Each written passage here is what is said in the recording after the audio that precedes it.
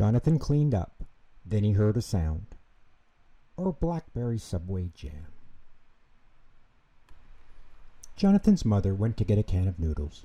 She said, "Jonathan, please don't make a mess." When she was gone, Jonathan stood in the middle department and looked at the nice clean rug, and the nice clean walls, and the very, very clean sofa, and said, "Yes, there is certainly no mess here." Then he heard a sound. It was coming from behind the wall. He put his ear up against the wall and listened very carefully. The noise sounded like a train. Just then, the wall slid open and a subway train pulled up and stopped. Someone yelled, "Last stop! Everybody out!" Then little people, big people, fat people, and thin people, and all kinds of people came out of Jonathan's wall, ran around his apartment, and went out the front door. Jonathan stood in the middle of the living room and looked around. There was writing on the wall, gum on the rug, and a man was sleeping on the sofa, and food was all gone from the refrigerator. "Well," said Jonathan, "this certainly is a mess." Jonathan tried to drag the man out the door, but he met his mother coming in. She saw the writing on the wall, the gum on the rug, and the empty refrigerator. She yelled, "Jonathan, what a mess!" Jonathan said, "The wall opened up, and there was a subway train. Thousands of people came running through." But his mother said, "Oh, John, don't be silly. Clean it up." She went out to get another can of noodles, and Jonathan cleaned up. When he was all done, he heard a sound. It was coming from behind the wall. He put his ear up against the wall and listened very carefully. The noise sounded like a train. Someone yelled, "Last stop! Everybody out!" And all kinds of people came out of Jonathan's wall, ran around his apartment, and went out the front door. This time there were ice cream cones and chewing gum on the rug, writing and footprints on the wall, 2 men sleeping on the sofa, and a policeman watching TV. Besides that, the refrigerator was gone. Jonathan got angry and yelled, "Everybody out!" Just then his mother came in. She saw the ice cream cones and chewing gum on the rug, writing and footprints on the wall, 2 men sleeping on the sofa, a policeman watching TV, and a big empty space where the refrigerator had been. "Jonathan," she said, "what have you done?" Then she heard a noise. It was coming from behind the wall. She put her ear right up against the wall and listened very carefully. The noise sounded like a train. Just then the wall slid open and a subway train pulled up. Someone yelled, "Last stop!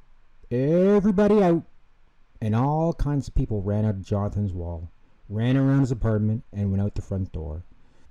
There were ice cream cones, chewing gum, and pretzel bags on the rug, writing and footprints and handprints on the wall, and 5 men sleeping on the sofa. Besides that, a policeman and a conductor were watching TV, and the fridge and stove were gone. Jonathan went to the conductor and said, "This is not a subway station. This is my house." The conductor said, "If the subway stops here, then it's a subway station. You shouldn't build your house in a subway station. If you don't like it, go see City Hall." So Jonathan went to City Hall. When he got there, the lady at the front desk told him to go see the subway boss, and the subway boss told Jonathan to go see the mayor. So he went to see the mayor. The mayor said, "If the subway stops there, then it's a subway station. You shouldn't build your house in a subway station. Our computer says it's a subway station, and our computer is never wrong." Then he ran out for lunch. In fact, everyone ran out for lunch, and Jonathan was all by himself at City Hall. Jonathan started to leave, but on his way out he heard a sound. Someone was crying, "Oh, I'm hungry." Jonathan listened very carefully. He walked up and down the hall and found the room it was coming from. He went in, and there was a big, enormous, shining computer machine. The computer was going wing, wing, ker-clong, clickety-clang, and its lights were going on and off. The voice was coming from behind it. Jonathan squeezed in back of the machine and saw a little old man at a very messy desk. The man looked at Jonathan and said, "Do you have any blackberry jam?" "No," said Jonathan, "but I could get you some. Who are you?" "I'm the computer," said the man. Now Jonathan was no dummy. He said, "Computers are machines, and you're not a machine.